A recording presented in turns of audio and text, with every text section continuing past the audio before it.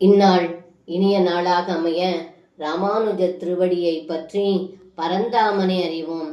தினம் ஒரு நாராயணீயம்.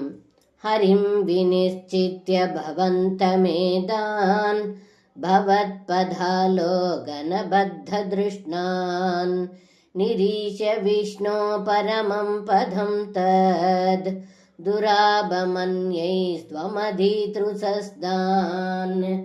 இந்த பாடலுக்கு அர்த்தம், ஏ குருவாயூரப்பா, தாங்கள் எங்கும் நிறைந்திருக்கும் பரம்பொருளான சாக்ஷாத் பகவான் விஷ்ணுவே என்று உறுதியாக தீர்மானித்த கோபர்கள் தங்களுடைய இருப்பிடமான வைகுண்டத்தை காண ஆசைப்பட்டார்கள்.